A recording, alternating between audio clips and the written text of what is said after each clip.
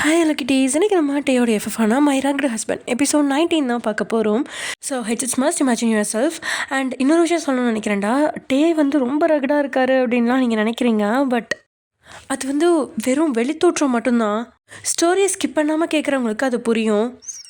So ஸ்டோரியை skip பண்ணாமல் கேளுங்கடா. And also ஒய்யன்னா டே எந்தளவுக்கு மாற்றுறாங்கிறது தான் இந்த ஸ்டோரியோட கருத்தே. ஓகே வாங்க, நம்ம லேட் பண்ணாமல் வீடியோக்குள்ளே போயிடலாம். லாஸ்ட்டாக எத்தனை முடிச்சிருந்தோம் அப்படின்னா, தியா பாட்டிக்கு ஃபோன் பண்ணி பேசுகிறா. பாட்டி, இப்போ நான் சொல்கிறத கவனமாக கேளு. ராத்திரி 10 மணிக்கெல்லாம் நாங்கள் வீட்டுக்கு வந்துடுவோம். அதுவும் அக்காவை புருஷனை டிவோர்ஸ் பண்ணிட்டு தான் வரப்போகிறா.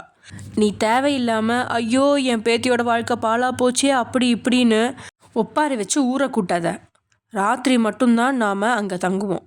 மறுநாள் காலையில் விடியறதுக்கு முன்னாடியே பாண்டியனா கூட ஆட்டோவில் நம்ம 3 பேரும் பஸ் ஸ்டாப்புக்கு போய் பஸ்ஸில் ஊட்டிக்கு போய் 1 வருஷம் அங்கே தங்க போகிறோம்.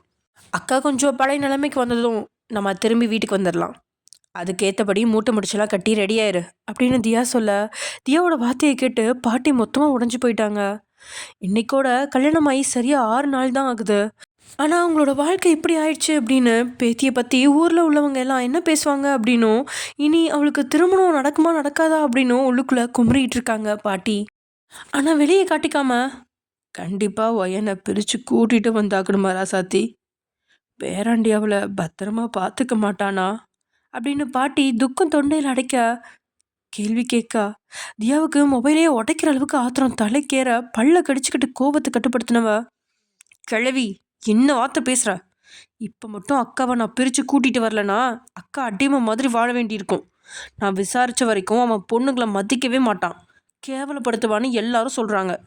இப்படிப்பட்ட ஒருத்தன் கூட வாழ்கிறத விட பாலா வெட்டிங்கிற பேரில் வீட்டில் இருக்கிறது எவ்வளவோ பெட்டர். அவளுக்கு இன்னொரு கல்யாணம் பண்ணி வச்சு அவளை நல்லபடியாக வாழ வைக்க எனக்கு தெரியும். நீ நான் சொன்னதை மட்டும் செய் அப்படின்னு கொந்தளிச்சுட்டு காலை கட் பண்ணிடுறா. தியா ஒரு முடிவெடுத்தா அதில் ஏதாவது காரணம் இருக்கும் அப்படின்னு பாட்டிக்கும் தெரியும். ஆனால் உங்களோட வாழ்க்கையை நினச்சி வேதனையில் முழுக்கின அழமுக்கிட்ட தியா அழக்கூடாது அப்படின்னு சொன்னால் கூட ஒப்பார வச்சு அழுதுகிட்டே வீட்டில் இருக்கிற பொருட்கள் எல்லாம் பெட்டியில் அடுக்கி வச்சிட்ருக்காங்க. வீட்டில் டேயும் ரகுநாதனும் சாப்பிட்டுட்டு இருக்கும்போது, இங்கே பாரு டே, அந்த பைய ஊதாரியாக சுற்றிக்கிட்டு இருக்கான். ஆரம்பத்தில் மாதத்துக்கு 1-2 லட்சம்னு செலவு பண்ணான். இப்போ 20-30 லட்சம்னு செலவு பண்ணுறான். அவன் செலவுக்கு நீ பணம் கொடுக்க சொன்னதுனால தான் பல்ல கடிச்சிக்கிட்டு இத்தனை நாள் பணம் கொடுத்தேன். அவன் இப்படியே பண்ணிக்கிட்டு இருந்தா நம்ம குடும்ப கௌரவம் பாலாக போயிடும். எனக்கு தெரிஞ்சு அவனுக்கு ஒரு கால் கட்டு போடுறது நல்லதுன்னு நினைக்கிறேன். பிஸ்னஸ்மேன் ஜேம்ஸோட பொண்ணுக்கு அலையன்ஸ் பார்க்குறதா கேள்விப்பட்டேன். அந்த பொண்ணுக்கு பெருசாக வெளியுலகம் தெரியாது. 5 வருஷத்துக்கு முன்னாடி ஏதோ லவ் பிரச்சனை வந்ததுன்னு சொல்லி வீட்டுக்குள்ளேயே அடைச்சி போட்டு வளர்க்குறாங்க. ஜெமின்க்கு அந்த பொண்ணு சரியாக இருப்பான்னு தோணுது.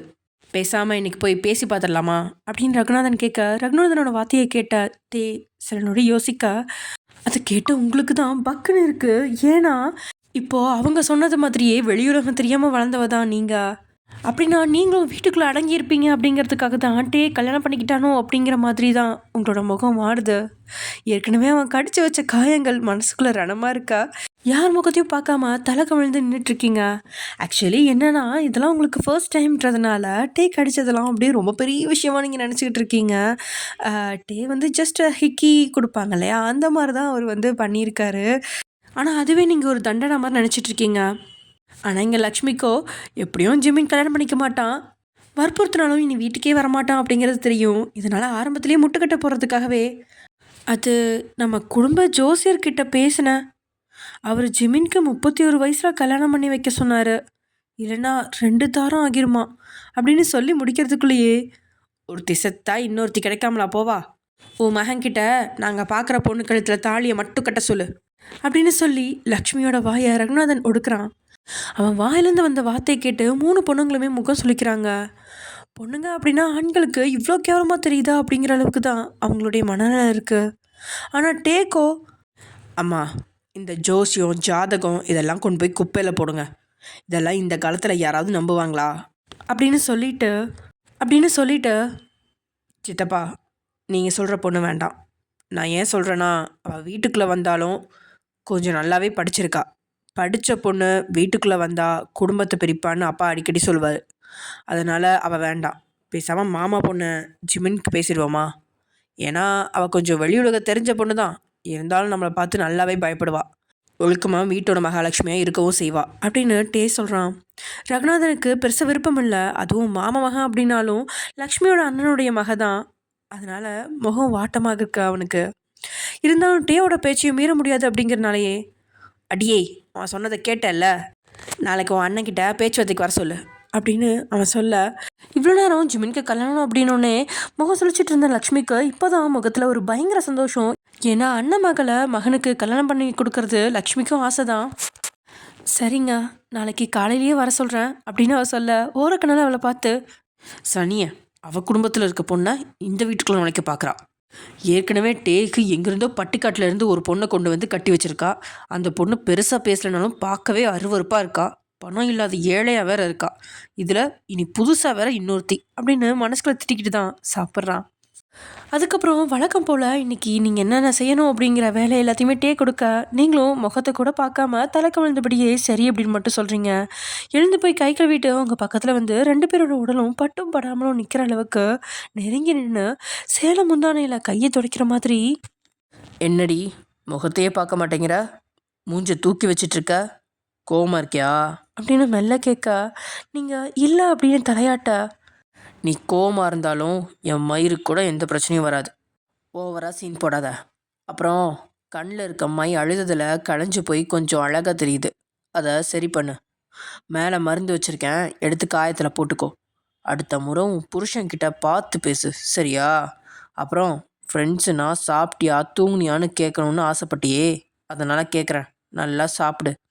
மத்தியானத்துக்கு அப்புறம் கொஞ்ச நேரம் படுத்து ரெஸ்ட் எடு அப்படின்னு சொல்லி யாருக்கும் கவனிக்காத நேரத்தில் உங்களோட தோள்பட்டைக்கும் கழுத்துக்கும் இடைப்பட்ட பகுதியில் உதட்ட கூச்ச அழுத்தமான ஒரு முத்தத்தை கொடுத்துட்டு விலகிறான். இப்படி ஒரு முத்தத்தை நீங்கள் தொழிலுமே எதிர்பார்க்கல. உடலெல்லாம் கூசி கண்ணெல்லாம் அப்படியே சிவந்துருச்சு. அவன் இவ்வளோ நேரம் காயப்படுத்தினது எல்லாமே அந்த துளி முத்தத்தில் களைஞ்சிருச்சு. காயப்படுத்தவும் செய்கிறான், வார்த்தைகளால் கொல்றான். ஆனால் அப்பப்போ ஆறுதலாகவும் ஒரு சில செயல்களை செஞ்சு திணறடிக்கிறதுனால இப்போ தான் நீங்கள் தலை நிமிந்து போயிட்டுருக்க தன்னோட கணவரை பார்க்குறீங்க. ஏன்னோ மனசில் இருந்த பாரம் நீங்கி உதட்டில் ஒரு புன்னகை தவளை நின்றுட்டுருக்கும்போதே, உட்காந்து சாப்பிடு அப்படின்னு ரகுநாதனோட குரல் கேட்க, அடுத்த செகண்ட் மறுபடியும் டே சாப்பிட்ட தட்டில் உணவு எடுத்து சாப்பிட தொடங்கிட்டீங்க. அப்படியே 1 மணி நேரம் கறக்க ரகுநாதன் காரில் ஏறி வேலைக்கு போக அடுத்த நொடியே 3 பேருக்கும் குஷி தான். 9:30 மணிக்குள்ள காலை உணவையும் மதியான உணவையும் சமைச்சு முடிச்சிட்டாங்க. அப்படியே 3 பேரும் கிளம்ப, லக்ஷ்மியும் உங்களுக்கு ஒரு விலை உயர்ந்த பட்டு சேலை, ஆன்டிக் டிசைன் தங்க நகையெல்லாம் கொடுத்து, வேலைக்காரிக்கும் அதே மாதிரி கொடுத்து அப்படியே ரெடியாகி 3 பேருமே கோவிலுக்கு கிளம்பிட்டீங்க. அத்தை, வெளியே பாடிகார்ட்ஸ் இருக்காங்களே, அவங்க ஏதாவது சொல்லுவாங்களா அப்படின்னு நீங்கள் கொஞ்சம் பயப்பட, ஏம்மா பாடிகார்ட்ஸ் மட்டும் இல்லை, இங்கே சிசிடிவி கேமராவும் இருக்குது, மோப்பனாக இருக்குது. ஆனால் இது எல்லாத்தையும் தாண்டி போகிற வழி நம்ம முதலாளி அம்மாவுக்கு தான் தெரியும் அப்படின்னு சொன்ன கண்ணம்மா லக்ஷ்மியை கை காட்டுறா. லக்ஷ்மியும் கெத்தாக அப்படியே கையை காட்டிட்டு பின்னாடி இருக்க ஒரு கதவை திறக்க, 3 பேரும் வீட்டுக்கு பின்னாடி இருக்கிற கார் குடோனுக்கு போகிற மாதிரி போகிறாங்க. குடோனுக்குள்ள இருக்கிற ஏணியை வச்சு மதில் சுவர் மேலே ஏறி இன்னொரு பக்கம் இறங்க, ஏற்கனவே எங்கள் கார் தயாராக இருக்க 3 பேரும் குஷியாக காருக்குள்ளே ஏற, கார் அங்கேருந்து கோவிலுக்கு கிளம்புது. சென்னைக்கு வந்து இதோட 5 நாள் ஆகுது. வீட்டுக்குள்ளே அடைஞ்சு கிடக்குறீங்க. ஆனால் இன்றைக்கி வெளி உலகத்தை பார்க்க ஏதோ அதிசயம் மாதிரி இருக்குது. ஏராளமான டிராஃபிக், வெயில் சொல்லவே வேண்டாம். ஆனால் அதை தாண்டி ஏராளமான பில்டிங், ஷாப்பிங் மால், ரசிக்கும்படியான இடங்கள் அப்படின்னு பார்க்குறக்கே வித்தியாசமாக இருக்க. வாயை பிளந்து அதை எல்லாத்தையும் அப்படியே பார்த்துட்டே நீங்கள் உட்காந்துட்ருக்க. உங்களை மாதிரியே தான் பின்னாடி இருந்த லக்ஷ்மியும் கண்ணம்மாவும் உட்காந்துருக்காங்க. அடுத்த 15வது நிமிஷத்தில் சென்னையில் ஒரு குறுக்கு வழி சாதில் ஒரு சின்ன சந்தில் ஆள் நடமாட்டம் இல்லாத ஒரு பகுதியில் ஒரு சின்ன கோவில் இருக்குது. அந்த கோவிலுக்கு வெளியே கடைகள், ஒரு சில வீடுகள் மட்டும்தான் இருக்குது தவிர மற்றபடி பெருசாக பில்டிங்லாம் இன்னும் அந்த இடத்துல வரல. அங்கே கார் வந்து நிற்க, கார்லேருந்து இறங்கின 3 பேரும் கை கோத்து மும்மூர்த்திகளாக அண்ணன் நட போட்டு கோவிலை நோக்கி நடக்க, அவங்கள பார்க்குற பொண்ணுங்கெல்லாம் வாயை பிழக்கிறாங்க. அவங்களோட கண்கள் எல்லாம் அந்த சேலையிலையும் அந்த நெக்லஸ்லேயும் தான் இருக்குது. அவங்க 3 பேரும் கோவிலுக்குள்ள நுழையிறாங்க. லக்ஷ்மி வந்தாலே பூசாரிக்கு கொண்டாடம் தான். ஏன்னா அவள் ஒரு 500 ரூபாயாவது கொடுப்பா. இதனால் விசேஷ பூஜை தான். 3 பேரும் மனசார கடவுளை வேண்டுறாங்க. கோவிலை 3 முறை சுற்றி வலம் வந்து பிரசாதத்தை வாங்கி அப்படியே சின்ன குழந்தை மாதிரி தரையில் உட்காந்து 3 பேரும் சாப்பிட்றாங்க. ஏனோ வீட்டுக்குள்ளே இருக்கிறத விட இங்கே சுதந்திரமாக இருக்கிற மாதிரி உங்களுக்கு தோணுது. இதனால் உங்கள் உதட்டுலேருந்து ஒரு செகண்ட் கூட புன்னகை மறையவே இல்லை. ஆஹா! இன்னைக்கு சக்கரை பொங்கல் அப்படியே நாக்கிலேயே நிக்குது கண்ணம்மா. இவங்க கிட்ட இருந்து ரெசிபி வாங்கிட்டு போகணும் அப்படின்னு லக்ஷ்மி சொல்ல, இதனால முகம் சுளிச்சபடி, அட சும்மா இருங்கம்மா. எப்ப பார்த்தாலும் சமைக்கணும், சமையக்கட்டுல அடைஞ்சு கிடக்கணும்னு. கொஞ்ச நேரமாவது நல்லதா பேசுங்க அப்படின்னு கண்ணம்மா கிண்டல் அடிக்கிறா. அக்கா சும்மா இருங்க. அத்தை சொல்றது சரிதான். பொங்கல் நல்லா இருந்துச்சு. அத்தை நீங்க இங்கே இருங்க. நான் போய் இன்னொரு கப் பொங்கல் வாங்கிட்டு வரேன் அப்படின்னு மாமியாருக்கு சப்போர்ட் செஞ்ச நீங்க அப்படியே போயிட்டு பொங்கல் வாங்கிட்டு வரும்போது தெரியாம ஒருத்தர் மேல மோதி பொங்கலை கீழே தவற விட்டுட்டீங்க. சாரி மன்னிச்சிடுங்க தெரியாம மோதிட்டேன் அப்படின்னு சொல்ல அந்த நம்பரோ கையில் இந்த மொபைலில் இருக்க ஃபோட்டோவை பார்க்க அதில் நீங்கள் தான் இருக்கீங்க. உங்கள் பேர் ஒயனா அப்படின்னு கேட்க நீங்களும் ஆமாம் அப்படின்னு சொல்கிறீங்க. நீங்கள் ஆமான்னு சொன்ன அடுத்த செகண்ட் அப்படியே சுற்றி யாராவது இருக்காங்களான்னு அவன் பார்க்க அங்கே யாருமே இல்லை அப்படின்னதும் பின்னாடி இருந்த 2 பேருக்கு சிக்னல் காமிக்கிறான். பின்னாடியிலேருந்து வந்த 2 பேரும் உங்களோட வாயை பொத்தி அழைக்க அங்கேருந்து தூக்கிட்டாங்க. பொங்கல் வாங்க போன நீங்கள் 10 நிமிஷமாகியும் திரும்பி வராதனால உங்களை பார்க்கறதுக்காக வந்த லக்ஷ்மிக்கும் கண்ணம்மாக்கும் ஒரே பதட்டமாயிடுச்சு. ஏன்னா நீங்கள் கோவிலில் இல்லை. கண்ணம்மா ஒயன் எங்கே போனா அப்படின்னு லக்ஷ்மி பதட்டப்பட, அம்மா எனக்கும் தெரியல, இந்த பக்கம் தானே பொங்கல் வாங்குறேன்னு சொல்லி வந்தா. ஒருவேளை டே தம்பி பண்ண டார்ச்சரில் வீட்டை விட்டு ஓடி போயிட்டாலோ அப்படின்னு கண்ணம்மா சொன்னதை கேட்டு லக்ஷ்மிக்கு ஹார்ட் அட்டாக்கே வந்துருச்சு. மகன் கிட்ட என்ன சொல்லி சமாளிக்க அப்படின்னு தெரியாம அவன் நெஞ்சில் கை வச்சுட்டு நிற்க, ஆனால் அம்மா அம்மா ஹார்ட் அட்டாக் வந்து விழுந்துடாதீங்க. அவன் எங்கேயும் போயிருக்க மாட்டா. வெளியே சின்ன கடை இருந்துச்சுல, அதில் ஏதாவது பொம்மை கட்டி வாங்க நிற்கிறாங்களா இருக்கும். வாங்க வெளியில் போய் பார்ப்போம் அப்படின்னு கண்ணம்மா லக்ஷ்மி வெளியே கூட்டிகிட்டு போக, ஆனால் கோவிலுக்குள்ள பின்பக்கத்தில் குப்பைமேடாக இருக்கிற ஒரு இடத்துல குளத்துக்கு பக்கத்தில் தான் 2 பேர் உங்கள் வாயில் துணியை கட்டி கை காலை தூக்கி கொண்டு போய் அப்படியே அங்கே இருக்கிற கல் மேலே உட்கார வச்சு வாயில் இந்த துணியை எடுக்க, யார் நீங்கள் என்னை விடுங்க நான் வீட்டுக்கு போகணும் அப்படின்னு நீங்கள் பயப்பட, உன் புருஷன் வீட்டுக்கா போக போகிற? இத்தனை நாள் தங்கி இருந்த பாட்டி வீட்டுக்கு வர உனக்கு கசக்குதாக்கா அப்படின்னு தியாவோட குரல் கேட்க, தான் முன்னாடி இருந்த நபரை நீங்கள் கூர்ந்து கவனிக்க முகமூடியை கழட்டின அந்த நபரோட முகத்தை பார்த்து உதிரெல்லாம் புன்னகைக்க வேகமாக வந்து கட்டிப்பிடிச்சு, ராசாத்தி எப்படி இருக்க, பாட்டி எங்க அப்படின்னு பயங்கர எக்ஸைட்டாக கேட்க, அப்படியே உங்களோட தோள்பட்டை பிடிச்சு பின்னோக்கி தள்ளி தன்னை விட்டு விளக்குனவ உங்களை ஒரு நோட்டமிட்றா. எல்லோ கலரில் பயங்கர ரிச்சான ஒரு சாரீ, கழுத்தில் மஞ்சக்கயிறு தாலியை தவிர கிட்டத்தட்ட 20 பவுன் தேரும். அந்த அளவுக்கு நீங்கள் ரிச்சாக நகையெல்லாம் போட்டிருக்கீங்க. காதில் ஜிமிக்கி, கம்மல், கையில் வளையல், முகத்தில் மேலோட்டமான மேக்கப்னு நீங்கள் பார்க்க அப்படியே தேவதையாக இருந்தாலும் தியாவோட முகத்துக்கு அது அருவருப்பாக தான் இருக்குது. அக்கா என்ன இது? காசு பணம் வசதின்னு உன் வாழ்க்கையே வேற மாதிரி இருக்கு போல. புருஷனை ரொம்ப சந்தோஷப்படுத்துறீங்கன்னு நினைட்டு அதனால தான் இதெல்லாம் வாங்கிட்டு இருந்தானோ அப்படின்னு கொஞ்சம் குத்துற மாதிரி தான் கேட்குறா. உங்களுக்கு அது புரியுது, ஆனால் என்ன பதில் சொல்கிறதுன்னு தெரியல.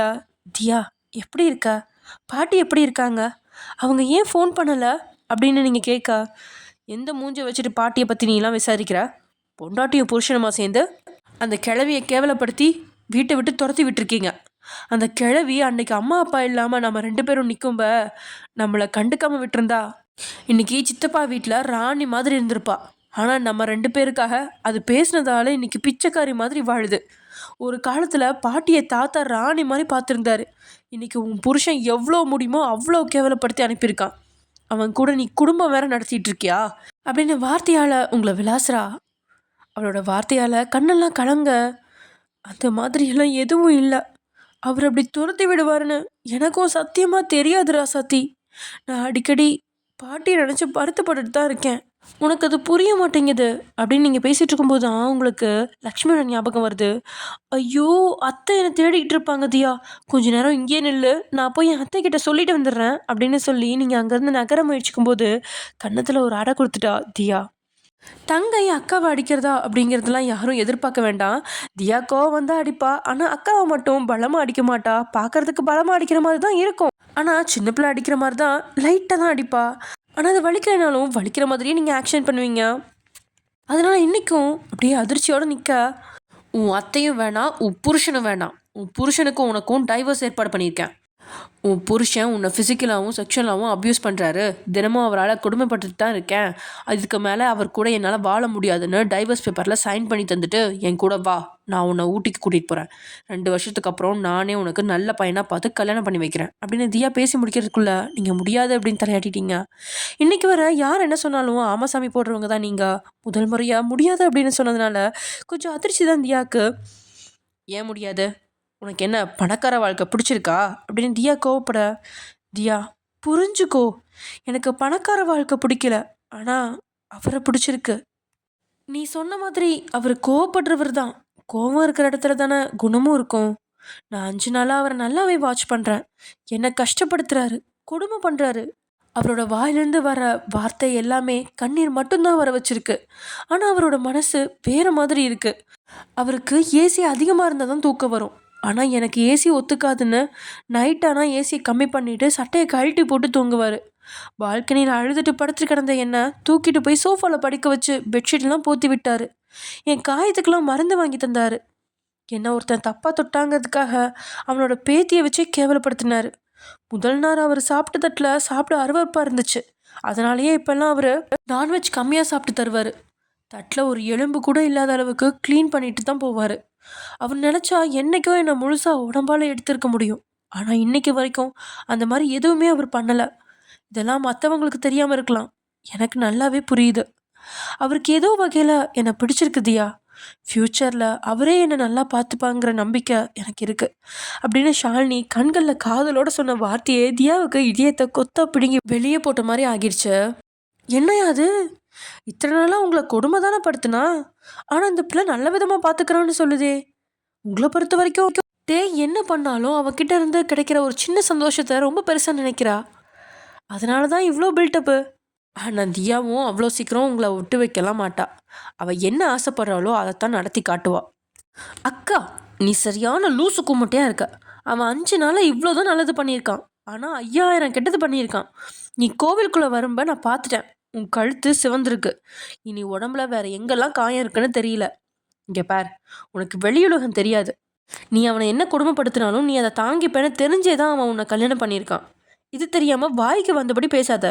எனக்கு தெரிஞ்சு அவன் கேரக்டர் எப்படி இருக்குன்னா, அவனுக்கு காதல் எல்லாம் நம்பிக்கையே கிடையாது. ஜஸ்ட் அடங்கி இருக்கிற பொண்டாட்டி தேவை. ஸோ அவன் உன்னை கண்ட்ரோல் பண்ணி வாழ்நாள் முழுக்க அவனுக்கு கீழே அடிமையாக இருக்கணும்னு எதிர்பார்க்குறான். இங்கே பாருக்கா, உன்கிட்ட விளக்கி சொல்ல எனக்கு நேரம் இல்லை. நான் என்ன செஞ்சாலும் அது உன் நல்லதுக்காகத்தான் இருக்கும். ஒழுங்காக டைவர்ஸ் பேப்பரில் சைனை மட்டும் பண்ணு. நாம் இன்னைக்கு ஊட்டிக்கு போகிறோம் அப்படின்னு சொன்னவ அந்த பேப்பரையும் பெண்ணையும் எடுத்து வழுக்கட்டாயமாக உங்களோட கையில் திணிக்கிறா. இன்னைக்கு வரைக்கும் அவன் கொடுமைப்படுத்துகிறான். ஆனால் ஒரு நொடி கூட டிவோர்ஸை பற்றி நீங்கள் நினச்சது கூட கிடையாது. ஏன்னா அவன் என்ன கொடுமைப்படுத்தினாலும் அவனோட ஒரு நிமிஷம் அந்த பாசம் உங்களுக்கு ரொம்ப பெரிய வரப்பிரசாதமாக இருக்குது. டைவர்ஸ் அப்படின்னாலும் இன்னொரு கல்யாணம் அப்படிங்கிறதெல்லாம் உங்களால் தாங்கிக்கவே முடியாது. அதை ஏற்றுக்கிற மனப்பக்குவமும் உங்ககிட்ட இல்லை. அதே சமயம் டைவர்ஸ் பண்ணி உங்களோட வாழ்க்கை கெட்டு போனால் ஊரில் இருக்கிறவங்க பாட்டியை கேவலப்படுத்துவாங்க. உங்கள் சித்தப்பாக்கு மட்டும் தெரிஞ்சால் அவங்கள கேவலப்படுத்த வேறு யாருமே தேவையில்லை.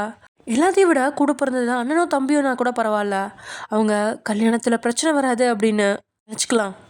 ஆனால் இருக்கிறது தங்கச்சி. அக்கா வாழவட்டியாக இருக்கிறா அப்படின்னா தங்கச்சியோட கல்யாணத்துலேயும் ஏதாவது பிரச்சனை வரும் அப்படின்றத யோசிச்சு சைன் பண்ண வேணான்ற மாதிரி யோசிச்சுட்ருக்கீங்க. ஆனால் தியா அப்படி இல்லை. அவளை பொறுத்த வரைக்கும் டிவோர்ஸ் அப்படிங்கிறது புது வாழ்க்கைக்கான தொடக்கம். இவ்வளோ கஷ்டப்படுத்துகிற ஒருத்தன் கூட வாழ்கிறத விட தனிமையில் வாழ்கிறது மேலான ஒன்று. டிவோர்ஸ்க்கு அப்புறம் உங்களை படிக்க வச்சு உங்களை வேலைக்கு அனுப்பி உங்களோட வாழ்க்கை தரத்தை மாற்றி உண்மையான காதல் கொண்ட ஒருத்தனை கண்டுபிடிச்சி உங்கள் கூட சேர்த்து வைக்கணும். அதுதான் நிரந்தரமாகவும் இருக்கும் அப்படிங்கிறது தியாவோட 100 மடங்கு உறுதியான நம்பிக்கை. தியா நினச்சா டேவை திருத்தி நல்ல வழிக்கு கொண்டு வந்து அக்காவோட வாழ்க்கையை நல்லபடியாக மாற்ற முடியும். ஆனால் அதுக்கெலாம் அவளுக்கு விருப்பம் இல்லை. அவள் முடிவெடுத்துட்டா. அக்காவோட டிவோர்ஸ் உறுதி. ஆனால் உங்களோட முடிவு அப்படி இல்லை. என்னதான் தியா சொன்னாலும் நீங்கள் முடியாது அப்படிங்கதான் மறுத்து அந்த டிவோர்ஸ் பத்திரத்தை கிழிச்சு கீழே போட்டீங்க. இதனால் தியா முகம் சொல்லிச்சு நிற்க, என்னை மன்னிச்சிரு தியா, நீ சொல்கிற மாதிரி என்னால் செய்ய முடியாது. எனக்கு டிவோர்ஸ் எல்லாம் வேண்டாம். அவர் இல்லாமல் என்னால் இருக்க முடியாது. வாழ்வோ சாவோ இனி அவர் கூட தான். நான் அடுத்த வாரம் இந்த கோவிலுக்கு வரதா இருந்தா உனக்கு ஃபோன் பண்ணுறேன். என்னை பார்க்க உனக்கு விருப்பம் இருந்தால் இங்கே வா. என் அத்தை என்னை தேடிக்கிட்டு இருப்பாங்க, நான் போகிறேன் அப்படின்னு சொல்லிட்டு நீங்கள் அங்கேருந்து நகர தியாவுக்கு தான் உங்களோட முடிவை நினச்சி வெறுப்பாகிடுச்சு. அதுக்காக அக்காவை அதோட விடவும் மாட்டா. அதோட உங்களோட மனதை மாற்றவும் முடியாது அப்படின்னு அவளுக்கு தெரியும். ஆனால் வக்கீல் மூலம் எவ்வளோ சீக்கிரம் விட்டு கொடுக்காதே. இதனால் அவள் கையை அழுத்தி பிடிச்சவ நொடி பொழுதுல கண்களில் கண்ணீரை நிரப்பி வடிய வச்சுட்டா. அதோட அவங்கள கட்டிப்பிடிச்சு உங்ககிட்ட சொல்லக்கூடாதுன்னு நினச்சேன், இருந்தாலும் வேறு வழி இல்லாமல் சொல்கிறேன். பாட்டியை கீழே தள்ளி விட்டதில்ல அவங்க கால் உடஞ்சி போச்சு. அவங்க ஹாஸ்பிட்டலில் தான் இருக்காங்க. ஒரு நேரம் கூட சாப்பிடல. பேத்தியை பார்க்கணுன்னு அடம் பிடிக்கிறாங்க. டேக்கிட்ட அக்காவை ஒரே ஒரு முறை பார்க்க வீட்டுக்கு அனுப்பி வைங்கன்னு சொன்னதுக்கு கிளவி செத்தாலும் அனுப்பி வைக்க மாட்டேன்னு வைராக்கியமாக சொல்லிட்டாரு. நான் வேலை செய்கிற இடத்துல இருந்து கூட எல்லாருக்கிட்டேயும் என்னோட கேரக்டர் தப்பானது அப்படின்னு சொல்லி பணம் கொடுத்து என்னை வேலையை விட்டு தூக்க சொல்லியிருக்காரு. இப்போ நான் வேலை இல்லாமல் ரொம்ப கஷ்டப்படுறேன். இது எல்லாமே உன் புருஷனால நடந்தது. இது கூட பரவாயில்லக்கா, என் காது கேட்க உன்னை பற்றி ரொம்ப கேவலமாக பேசினான். அதுவும் உன்னை வேற பசங்க கூட வச்சு தப்பாக பேசினான். நீ ஊரில் வேற பசங்க கூட பழகினா அவன் பணக்காரனாக இருக்கிறதுனால தான் அவனை கல்யாணம் பண்ணிக்கிட்ட அப்படின்னு ரொம்ப கேவலமாக பேசினான் அப்படின்னு தியா வாய்க்கு வந்ததை உங்ககிட்ட நம்ப வைக்கிற மாதிரி பல பொய்களை வக்கீல் மூலையை பிழிஞ்சு அடிச்சு விட்றா. தங்க சொல்கிறதுல பொய் இருக்காது அப்படின்னு மழை போல் நீங்களும் நம்பிட்டீங்க. உங்களோட முகம் எல்லாமே வாட்டமாக, தியா உண்மையாவா சொல்கிற அப்படின்னு அடிமட்ட வருத்தத்தில் கேட்க, ஆமாம் நான் சொல்கிறதெல்லாம் உண்மைதான். அவனை விட்டு வந்துடுக்கா. அவன் உன்னை மட்டும் கண்ட்ரோல் பண்ணல, நம்ம குடும்பத்தையே கண்ட்ரோலில் கொண்டு வர பார்க்குறான் அப்படின்னு தியா சொன்ன அடுத்த செகண்ட் டே வேணும்னு சொன்ன உங்களோட மனசு அவனை வெறுக்க ஆரம்பிக்குது. அவன் என்ன குடும்பம் பண்ணாலும் அவனோட சலிச்சுக்கிட்டு வாழலாம் அப்படின்னு நீங்கள் நினைக்கிறீங்க. ஆனால் அவன் தன்னோட குடும்பத்தினரை இப்படி கேவலப்படுத்தினானே அப்படிங்கிற எண்ணத்தில் அதுக்கு மேலே எதையும் யோசிக்காம சரி நான் உன் கூட வந்துடுறேன் அப்படின்னு சொல்லிடுறீங்க. தியாவுக்கும் இதுதானே வேணும். அதனால உள்ளுக்குள்ள மகிழ்ச்சியானவ வெளியே காட்டாம கண்ணீரோடவே, ஓகே அக்கா, என்னால் உன்னை இப்போவே என் கூட கூட்டிகிட்டு போக முடியும். நீ என்ன பண்ண, உன் அத்தை கூட நேராக வீட்டுக்கு போ. உன் ஹஸ்பண்டோட கபோர்டில் ஒரு சின்ன லாக்கர் இருக்குது. அந்த லாக்கரோட டூப்ளிகேட் சாவி என்கிட்ட இருக்குது. இந்த சாவியை வச்சு அந்த லாக்கரை ஓப்பன் பண்ணி அதில் இருக்க வெள்ளை கலர் பென் டிரைவை மட்டும் எடுத்துகிட்டு யாருக்கும் தெரியாமல் அப்படியே கோவிலுக்கு வா. நான் உனக்காக இங்கே வெயிட் பண்ணுவேன் அப்படின்னு சொன்னவன் ஏதோ பயங்கரமான திட்டத்தோடு தான் சாவியை எடுத்து உங்கள் கையில் கொடுத்து அந்த லாக்கர் எப்படி இருக்கும் அப்படிங்கிற இன்ஃபர்மேஷனையும் அதோட ஃபோட்டோஸையும் உங்ககிட்ட காட்டி அங்கேருந்து அனுப்பி வைக்கிறா. நீங்களும் தியா இதுக்காக பென்ட்ரைவை கேட்குறா அப்படிங்கிறதெல்லாம் ஒரு செகண்ட் கூட யோசிக்கல. தங்கச்சி சொல்லிட்டாலே அப்படின்னு அடுத்த செகண்டே சாவியை வாங்குறீங்க. இடுப்பில் மறைச்சி சொருகிக்கிட்டீங்க. ஒரு முறை உங்களை கட்டுப்பிடிச்சி கண்ணீர் வடிச்சிட்டு அங்கேருந்து கிளம்ப, அக்கா ஒரு நிமிஷம் அப்படின்னு சொல்லி உங்களை தடுத்து நிறுத்தினவ வழுக்கட்டாயமாக உங்கள் வாயில் 2 மாத்திரையை திணிச்சிட்டு நீங்கள் சாப்பிட்டு முடிச்சதுக்கப்புறம் இன்னும் ஒரு மாத்திரையை கையில் கொடுத்தவ சரியாக அரை மணி நேரம் தாண்டி மறக்காமல் இந்த மாத்திரையை சாப்பிடு அப்படின்னு சொல்லி அங்கேருந்து வழி அனுப்பி வைக்கிறா. நீங்கள் போனோடனே பக்கத்தில் நின்று நிறுத்திக், இதியா இதெல்லாம் ரொம்ப தப்பு. உன் அக்கா கண்ணில் காதல் தெரியுது. நீ தேவையில்லாமல் அவங்கள பிரிக்க பார்க்காத. அதுவும் நீ சொன்னதெல்லாம் பொய்ன்னு தெரிய வந்தா உன் அக்கா ரொம்ப கஷ்டப்படுவாங்க அப்படின்னு ரித்திக் சொன்ன உடம் அவன் காதை பிடிச்சி திருகினவ, சும்மா ரித்திக், என் அக்கா நான் சொன்னது பொய்ன்னு தெரிஞ்சா கஷ்டப்படுவான்னு எனக்கும் தெரியும். டே கொடுக்குற கஷ்டத்தை விட நான் சொன்ன பொய்யால் வர கஷ்டம் ஒன்றும் அவ்வளோ பெருசு கிடையாது. அவனை பற்றின எல்லா டீட்டெயில்ஸும் நமக்கு தெரிஞ்சு போச்சு. அவனுக்கு தேவை பொண்டாட்டி கிடையாது, வேலைக்காரி. என் அக்கா அந்த மாதிரி ஒரு வாழ்க்கையை வாழ மாட்டா. நான் வாழவும் விட மாட்டேன். அடுத்தடுத்து என்ன பண்ணணும்னு உங்களுக்கு தெரியும் தானே, அதை மட்டும் பண்ணுங்க. அப்புறம் சஜித், நீ இங்கே நில்லு. என் அக்கா வந்த உடனே எனக்கு ஃபோன் பண்ணு. அப்புறம் நாங்கள் ஊட விட்டு போட உடனே நீ அந்த பென்ட்ரைவை வச்சு டேவுக்கு எதிராக பண்ண வேண்டியது எல்லாத்தையும் பண்ணிவிடு அப்படின்னு சொல்லிவிட்டு சஜித்தை அங்கேயே நிறுத்திட்டு ரித்திக்கும் தியாவும் ஸ்கூட்டியில் பக்கத்தில் இருக்கிற பில்டிங்க்கு ஒரு சின்ன இன்வெஸ்டிகேஷனுக்காக கிளம்ப, ரித்திக் மட்டும் அங்கே நிற்கிறான். கோவிலுக்குள்ளே லக்ஷ்மி கண்ணமாவும் பத்திரி போய் அங்கே எங்கோ தேடிட்டு நடுங்கி போயிட்டாங்க. ஏன்னா உங்களை தொலைச்சது மட்டும் டேக்கு தெரிஞ்சா டே எவ்வளோ கோவப்படுவான். எல்லாத்தையும் தாண்டி தன்னோட கணவரை நினச்சி அதை விட பயம். அவள் அழகிற நிலைமைக்கு வரும்போது அத்தை அப்படின்னு உங்களோட குரல் கேட்குது. 2 பேருக்கும் பின்னாடி தான் நீங்கள் நின்றுட்டுருக்கீங்க. வந்த வேகத்தில் உங்கள் கையில் அடிச்ச லக்ஷ்மி, எங்கடி போயிட்டா, நான் எவ்வளோ பயந்து போயிட்டேன்னு தெரியுமா, எனக்கு இதயமே நின்ன மாதிரி இருக்குது அப்படின்னு சொல்லி கட்டிப்பிடிச்சு கண்ணீர் வெடிக்கவே ஆரம்பிச்சிட்டா. மன்னிச்சிடுங்க அத்தை, பிரசாதம் வாங்க போகும்போது ஒருத்தங்க சொன்னாங்க புதுசாக கல்யாணமானவங்க கோவிலுக்கு பின்னாடி இருக்க அரச மரத்தை 108 முறை சுற்றி வந்தால் நல்லதுன்னு சொன்னாங்க. அதான் நான் முதல்ல அங்கே போய் சுற்றிட்டு வரலான்னு போனேன் அப்படின்னு தியா சொல்லி அனுப்பின பொய்ய நீங்களும் அப்படியே சொல்கிறீங்க. லக்ஷ்மியும் கண்ணம்மாவும் உங்களை பெருசாக சந்தேகப்பட மாட்டாங்க. இதனால் உங்களை அழைச்சிட்டு அப்படியே அங்கேருந்து வீட்டுக்கு கிளம்பிட்டாங்க. ஆஃபீஸில் வீடியோ கால் கான்ஃபரன்ஸ் ஒன்று அட்டன் பண்ணிவிட்டு ஃபைலை புரட்டி போட்டு பார்த்துட்டு இருக்கும்போது மேனேஜர் உள்ளே வர, 2 minutes வெயிட் பண்ணு அப்படின்னு கையால் சிக்னல் கொடுத்தவன் 2 நிமிஷத்தில் வீடியோ கான்ஃபரன்ஸை முடிச்சுட்டு மேனேஜர் முகத்தை பார்க்குறான். எதுக்கு பாஸ் என்னை குறுகோன்னு பார்க்குறாரு? ஒருவேளை என் பொண்டாட்டியோட ஃபேர் அண்ட் லவ்லி க்ரீமை போட்டுட்டு வந்ததை கண்டுபிடிச்சிட்டாரோ அப்படிங்கிற மைண்ட் வாய்ஸோட திருட்டு மொழியோட கண்ணை உருட்டி முழிச்சிட்டு நிற்க, யோ எதுக்கு உள்ள வந்த அப்படின்ட்டு கோவப்பட, ஏசப்பா இந்த பாஸ் வேற உசுரை எடுக்கிறாரு. நானாக வாலண்டியராக பேச்சு கொடுத்தாலும் திட்டுறாரு, அமைதியாக வந்தாலும் திட்டுறாரு. இதுக்கு மேலே நான் என்ன தான் பண்ணுறது அப்படின்னு நினச்சிட்டு கையில் இந்த ஃபைலை கொண்டு வந்து டேபிள் மேலே வச்சுவேன். சார், இந்த ஃபைல் எல்லாமே இது வரைக்கும் சால்வ் பண்ண முடியாத கம்பெனியோட வரவு செலவு பற்றின டாக்குமெண்ட்.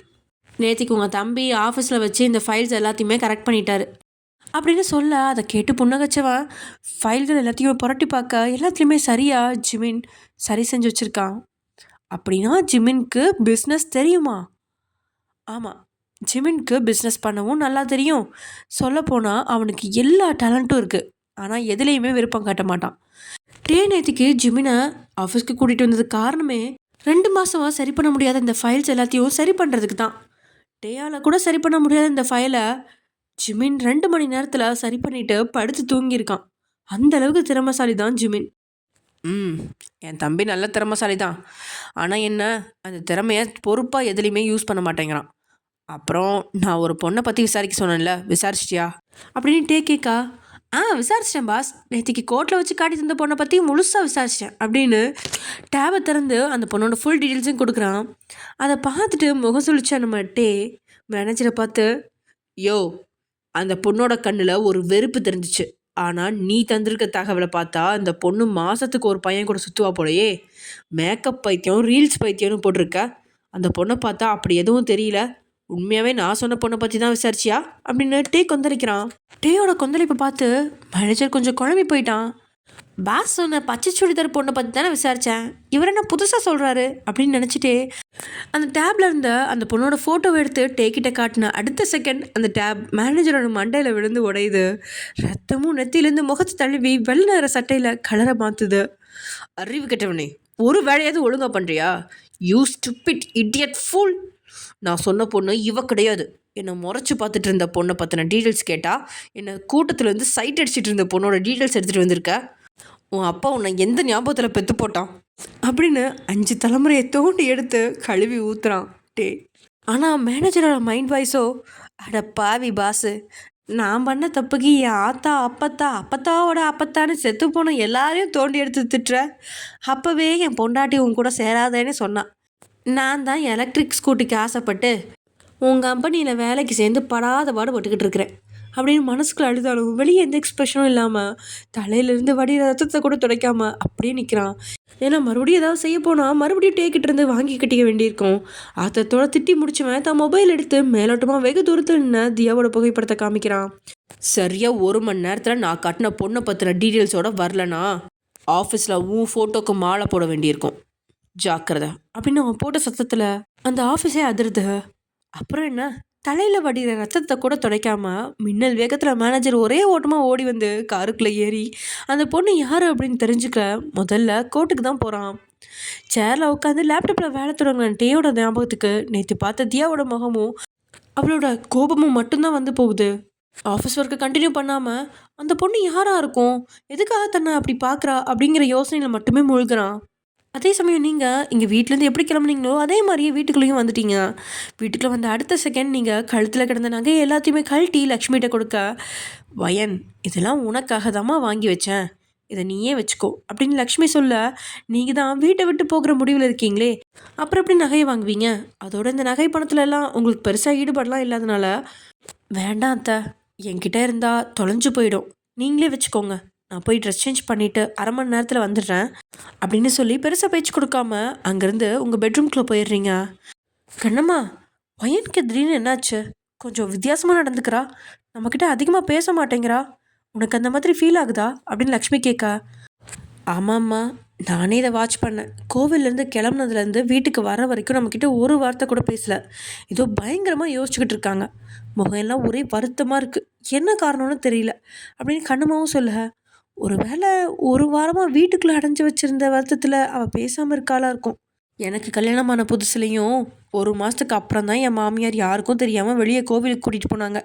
அன்றைக்கும் எனக்கு இப்படி தான் இருந்துச்சு. எப்படி சுதந்திரமாக இருந்தேன்னா இன்றைக்கி திருட்டுத்தனமாக கோவிலுக்கு போயிட்டு வர வேண்டியிருக்கு. அன்றைக்கி ஃபுல்லாக அழுதேன் தெரியுமா? அது மாதிரி தான் என் மருமகளும் கஷ்டப்படுறாளாக இருக்கும். அவள் கீழே வந்ததுக்கப்புறம் நம்ம 2 பேரும் அவகிட்ட நல்ல பேச்சு கொடுத்து அவள் மனசை மாற்றி விடணும். அவள் வருத்தப்பட்டா என் மனசு தாங்க மாட்டேங்குது அப்படின்னு லக்ஷ்மி ஒரு மாமியாராக இல்லாமல் ஒரு அம்மா மாதிரி உங்களை அக்கறை வச்சு பார்த்துக்கிறாங்க. ஆனால் நீங்கள் அப்படி இல்லை. யாராலும் டேயோட மனசை புரிஞ்சுக்க முடியாது. ஆனால் அவனோட மனசை ஏதோ கொஞ்சம் புரிஞ்சுக்கிட்டது நீங்கள் மட்டும்தான். ஆனால் தியா இப்போ பேசியே உங்களை மொத்தமாக குழப்பி விட்டுட்டா. பெட்ரூம்குள்ளே உட்காந்து ஆழ்ந்து மூச்சு விட்டு நீங்கள் சோத்துல கட்டையோட புகைப்படத்தை பார்த்து இத்தனை நாளாக நீங்கள் என்ன மட்டும்தான் குடும்பப்படுத்துனீங்க, ஆனாலும் ஏதோ கொஞ்சம் பாசமாக இருக்கீங்களேன்னு சொல்லி உங்களை மன்னிச்சேன். ஆனால் நீங்கள் என் பாட்டியும் என் தங்கச்சியும் இப்படி பண்ணியிருக்கக்கூடாது. நான் அவங்க கூட இருக்கிறதுனால தானே அவங்கள கொடுமைப்படுத்துறீங்க. இனிமேல் நான் அவங்க கூட இருக்க மாட்டேன் அப்படின்னு சில முன்னாடி அப்படியே அந்த ஃபோட்டோவை பார்த்து புலம்புன நீங்கள் பயத்தில் அவனை விட்டு விலக முடிவுக்கு வந்தீங்க. தன்னுடைய சேலையும் எடுத்து பேக்குள்ளே வச்சுட்டு எக்ஸ்ட்ராவாக ஒரு பொருளை கூட எடுக்கல. சொல்லப்போனால் கபோர்டில் உங்களுக்காக ஏராளமான நகை, விலையுயர்ந்த புடவைன்னு எல்லாமே இருக்குது. ஆனால் அது எதையுமே நீங்கள் எடுக்கவே இல்லை. உங்களுடைய பொருட்களை மட்டும்தான் எடுக்கிறீங்க. அப்புறம் தியா சொன்னது போல் அந்த போலியான சாவியையும் வச்சு லாக்கரை திறந்து அதுக்குள்ளே பார்க்க தியா சொன்ன வெள்ளை நிற பென்ட்ரைவ் நல்லா தெரியுது. அதை எல்லாத்தையும் எடுத்து பேக்கில் வச்சு நீங்கள் சேலை கட்டினா தப்பிக்க கஷ்டமாக இருக்கும் அப்படின்னு சுடிதாரையும் எடுத்து போட்டுக்கிறீங்க. தைரியமாக அங்கேருந்து கிளம்புறீங்க. போகிறதுக்கு முன்னாடி சமையலில் பேசிகிட்டு இருந்தா கண்ணம்மாவையும் லக்ஷ்மியும் ஓரத்தில் நின்று எட்டி பார்த்து மனசுக்குள்ள என்னை மன்னிச்சிடுங்க, உங்கள் பையன் கட்டின பாசத்தை விட நீங்கள் உண்மையான பாசத்தை காட்டினீங்க. ஆனால் நான் அதெல்லாம் உதாசீனப்படுத்திட்டு போகிறேன்னு நினைக்காதீங்க. எனக்கு என் குடும்பம் ரொம்ப முக்கியம். அப்புறம் கண்ணம்மா அக்கா நீங்களும் என்னை மன்னிச்சிடுங்க அப்படின்னு சொல்லிட்டு கோவிலுக்கு எப்படி யாருக்கும் தெரியாமல் போனீங்களோ அதே மாதிரியே நீங்கள் கிளம்புறீங்க. ஏணி வச்சு மதில் ஏறி இறங்கி வெளியே வந்து ஆட்டோவை பிடிச்சு அந்த கோவிலுக்கு கிளம்புறீங்க. அடுத்த அரை மணி நேரம் தாண்டி ஒரு சின்ன இன்வெஸ்டிகேஷனுக்காக பக்கத்தில் இருந்த பில்டிங்க்கு வந்திருந்த தியாவோட எனக்கு சஜித் கிட்ட இருந்து ஃபோன் கால் வர ஃபோனை அட்டன் பண்ணி அவள் காதில் வைக்க, தியா உன் அக்கா இங்கே வந்தாச்சு, அவங்கள நேராக ரித்திகோட வீட்டுக்கு கூட்டிகிட்டு வரட்டுமா அப்படின்னு சஜித் கேட்கா. இல்லை வேண்டாம், நானே இங்கே வரேன், ஒரு 10 நிமிஷம் வெயிட் பண்ணு அப்படின்னு சொல்லிட்டு காலை கட் பண்ணிடுறா.